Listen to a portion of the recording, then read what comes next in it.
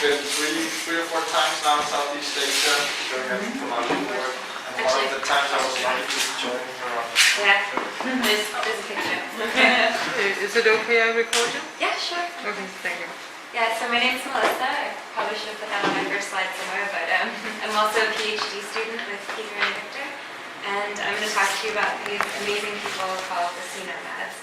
And they're called that because they traditionally spend most of their lives... Is everyone going to fall asleep for questions?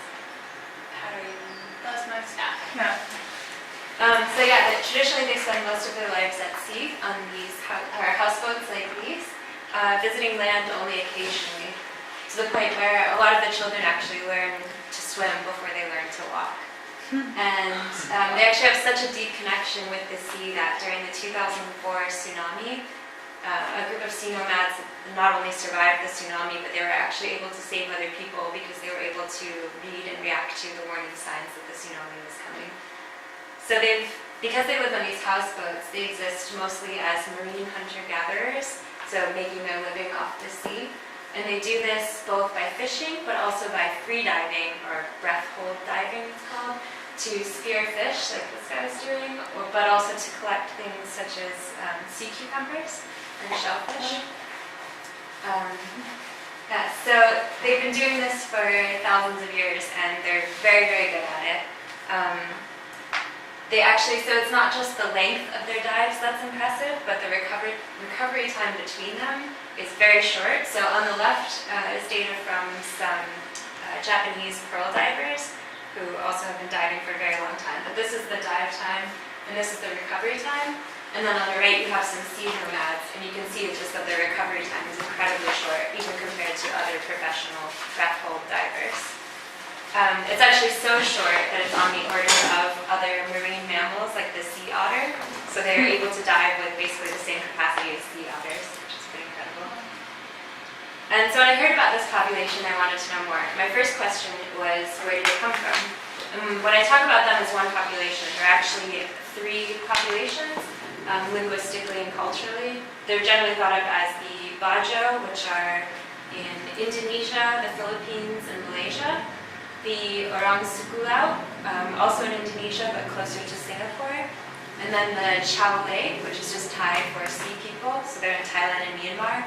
And actually the Chaolei are divided into three further populations called the Moken, the Moklen, and the Urak Lawoi. And they've been studied a lot by anthropologists and linguists, but very little by geneticists. So this is a project, we know very little about where they came from, how these groups relate to each other. Even the ones within Thailand, it's unclear whether they're all part of the same population or three distinct populations. So this is something I'm very interested in, but it's a very big project. And part of the reason they're so understudied is because they're really difficult to get to because they're nomads. So this is something more kind of further down the line. But my second question about this population had to do with their freediving abilities. So freediving is extremely dangerous. A lot of people die while freediving because they suffocate, or they pass out on their way up and end up suffocating. So if they've been doing this for thousands of years, it seems like it might be possible that evolution has acted to give them some kind of adaptation that makes them so good at it.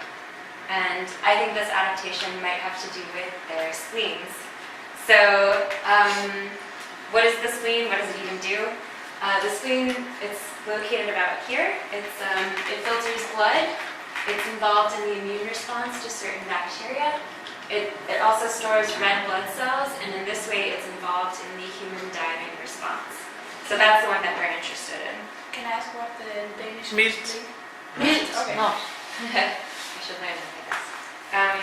I know it in Indonesian now because I've said it enough time. But so the human diving response is triggered by... Somebody... There's someone that will... Har du mulighed for at tage noget at pakke? just sign. Oh. Ja, just that way. Okay. Hold. I'll try to make it like this. And your name? It's a migration. It's a spleen. Now you'll get to touch badges with me. Okay. Jeg har nogle år tid. Okay. So, the human diving response is triggered by breath holding and cold water on your face, which is kind of interesting. But also, what's especially interesting is that neither of those two triggers work as efficiently separately as they do together. So it's the combination of the two that triggers its response.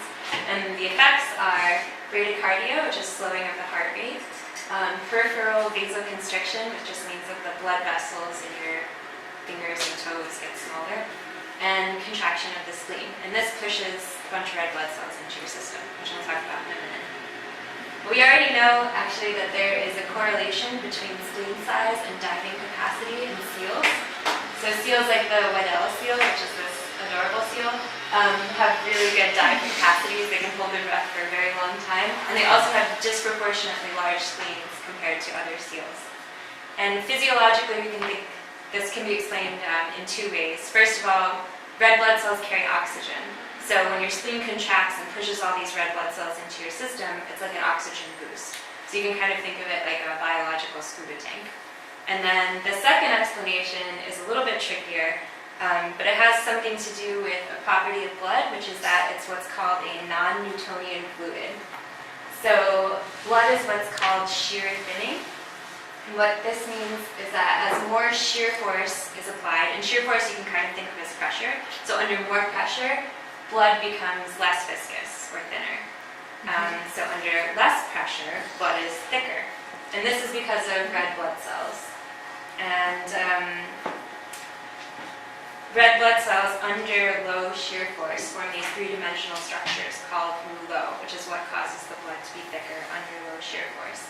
And it's this property of blood that allows the spleen to have an influence on your dive capacity. Because, so this is a very complicated slide, but while diving, as I said before, your heart rate decreases. So your systolic duration, which is just the time it takes your heart to contract, that increases, which makes the shear force increase. And because you have all these extra red blood cells from your spleen, your blood viscosity decreases because it's in this non-Newtonian state. So basically what this means is that when you're diving and it's really stressful for your heart, this property of the red blood cells makes your blood thinner, which makes it easier for your heart. So you're in this state of oxygen deprivation, and now because of this, it's easier on your heart. So then after diving, your heart rate's returning to normal, so it's increasing, which means systolic duration decreases, shear force also decreases, which should mean that blood viscosity increases. So your blood should become thicker as your heart's returning to normal, which would be very stressful for your heart.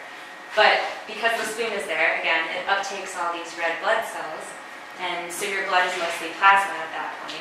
So your blood viscosity actually stays the same rather than being thick. So all of this is just to say that the way the spleen controls the amount of red blood cells in your blood makes diving easier and less traumatic for your heart. So now that I've told you a little bit about the spleen and why having a big spleen might be really good for diving, I just want to do a quick aside over here on the board. I didn't have time, I just thought about this morning, so I didn't have time to make a slide for it. But just to explain how evolution might cause a group like the Bajo to end up with really big spleens. So let's say we have a population, let's draw a few people here, and they're living by the sea, but they're not living like the Bajo yet. These are like the ancestors of the Bajo. And they decide that maybe it might be a good idea to start collecting things from the sea. So they're diving, and let's say this guy, stays down a little too long, he passes out on the way up, and so he dies. And these people survive, and they're doing this for a while. And then at some point, someone is born who has a mutation, like Victor told you about, that actually causes their spleen to be really big. So this guy's got a really big spleen. And he grows up to be a really good diver. So he's getting lots of fish, maybe he's really popular with the ladies, maybe he's just, surviving, whereas some of these people are dying off. But either way, in the next generation, you have more people, more offspring coming from this guy who also have these big spleens, and they're carrying this gene.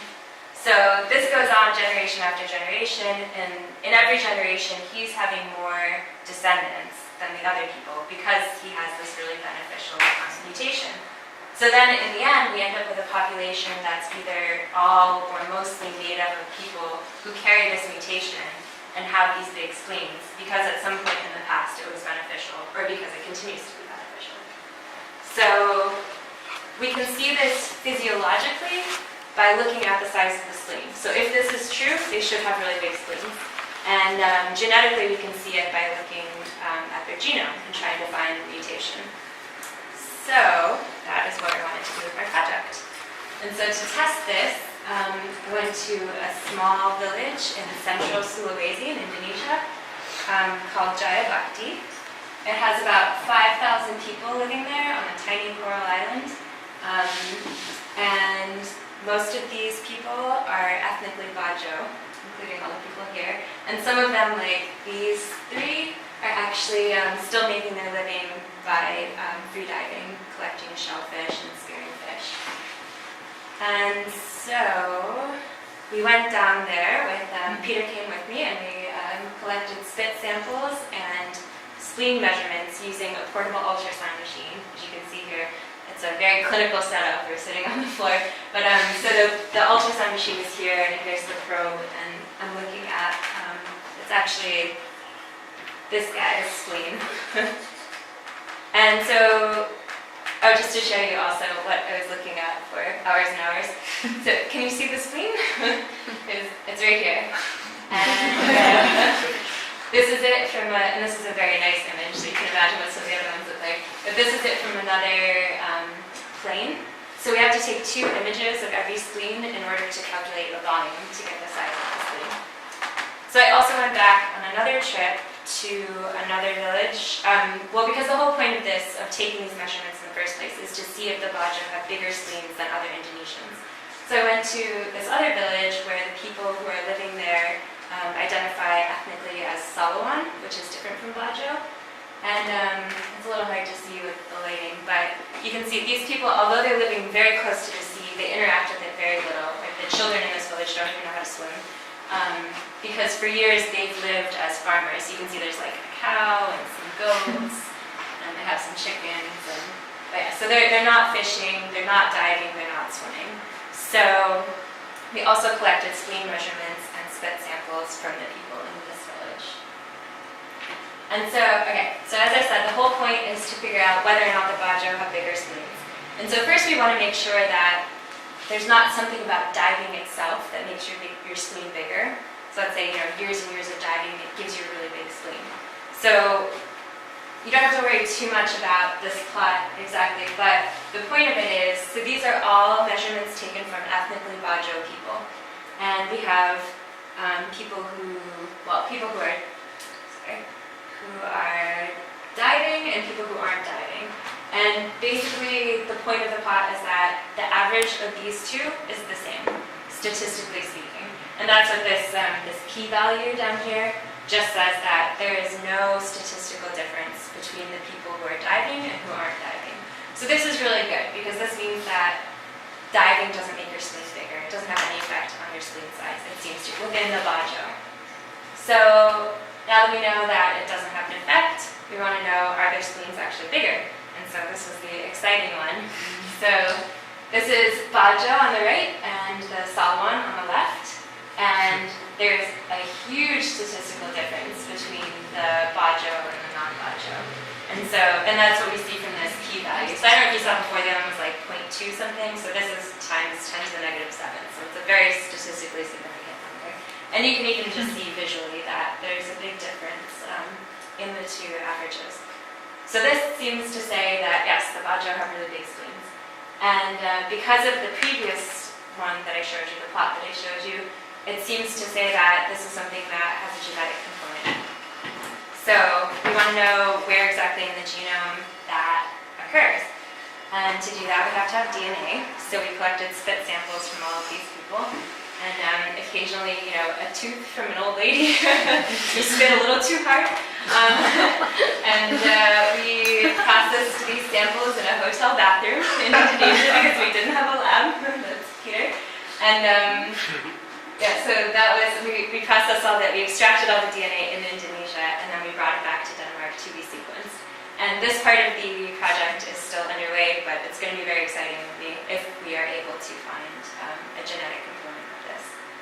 So now I'm going to switch gears and talk about, just because there isn't that much more of the science to talk about, something that I'm more passionate, well, as passionate about, which is kind of the anthropology of these sea nomads, especially, well, specifically the problems that they face as they're adapting to the modern world. So one of the first problems is sedentarization. So as you saw, Jayabhakti is a village. They're not living in these traditional houseboats anymore. What does that word mean? So it just means like not moving, like going from moving to not moving. So they're becoming sedentary and they're living in these villages. So as I said before, traditionally they live in these houseboats. And the houseboats were originally built from this very light wood that they would collect from certain places.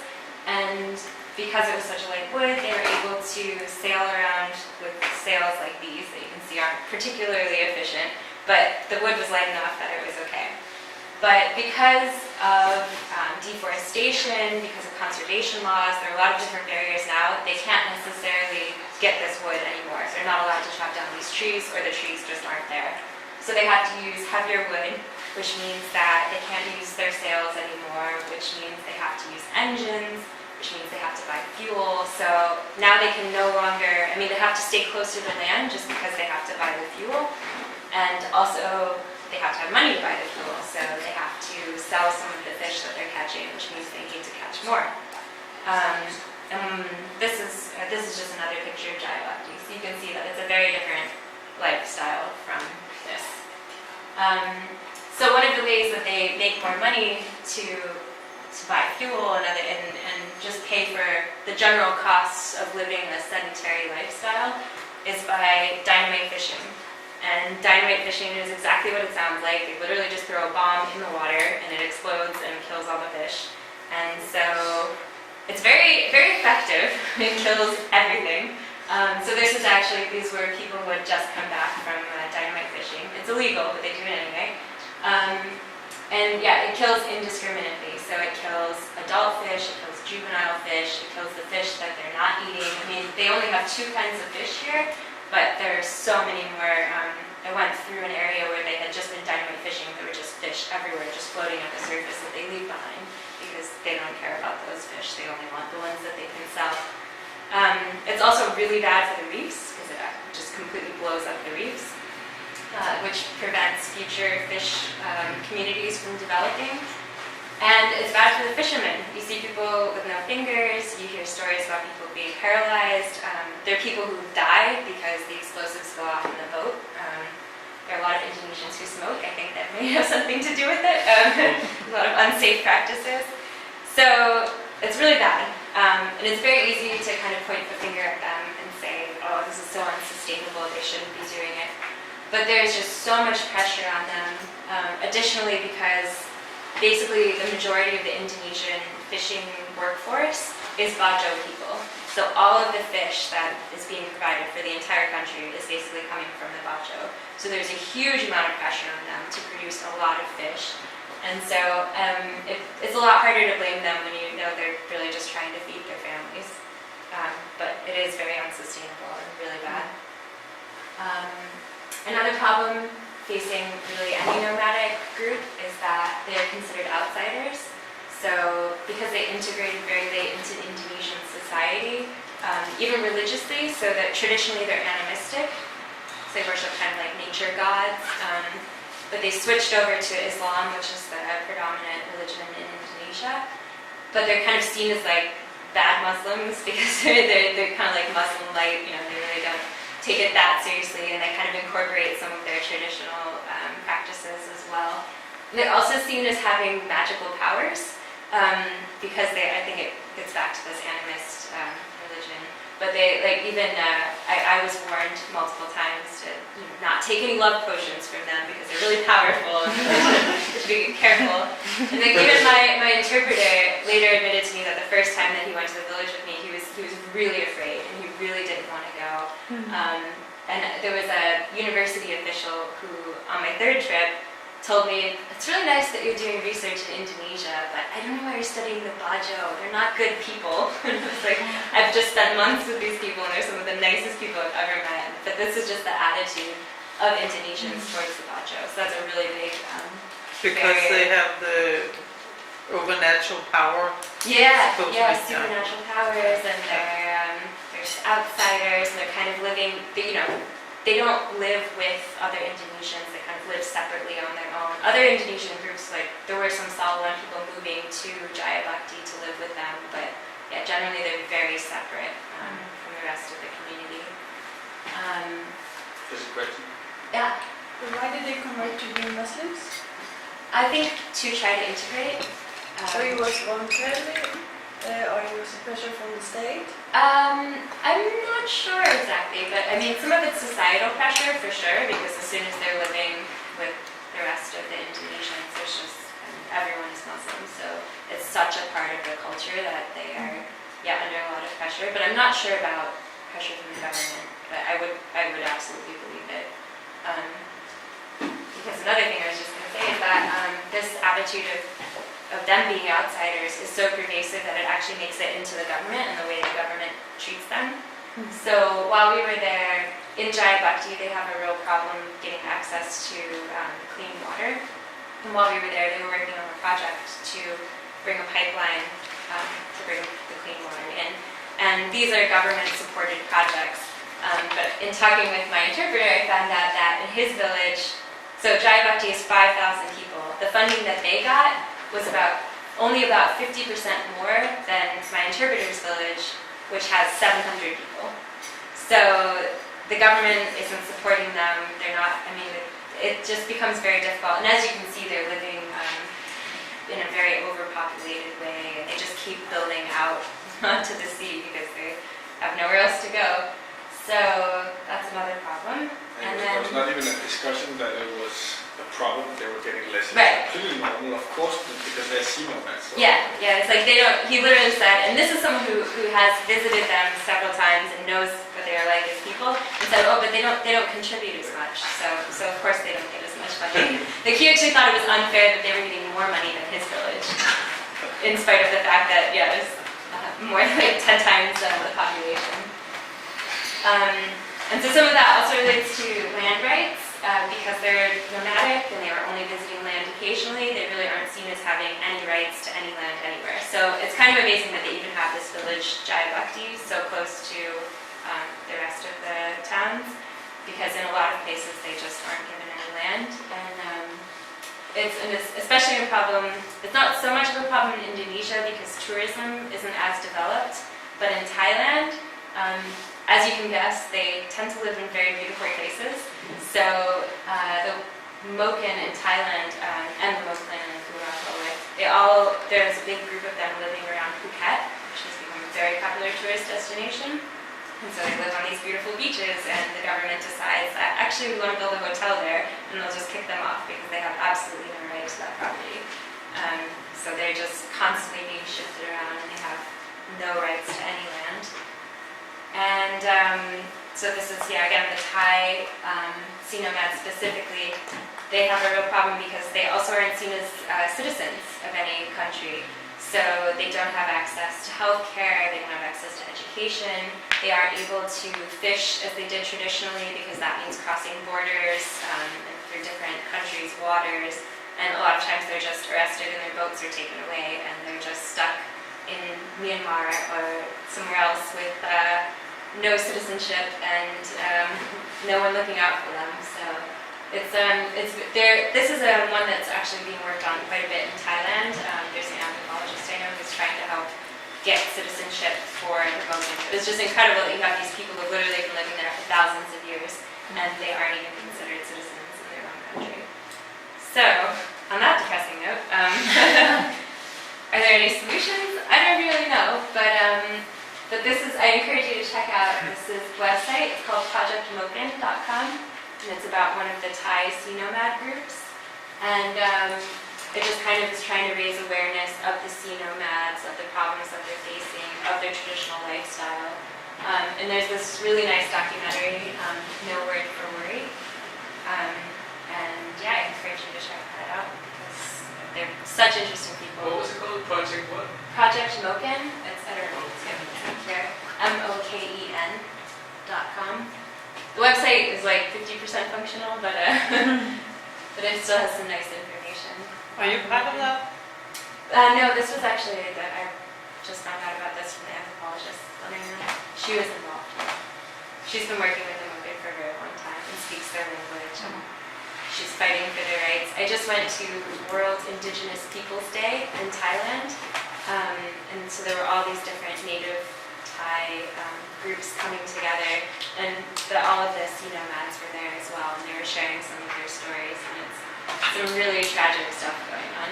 So the Thai government does not treat them very well. Yeah, so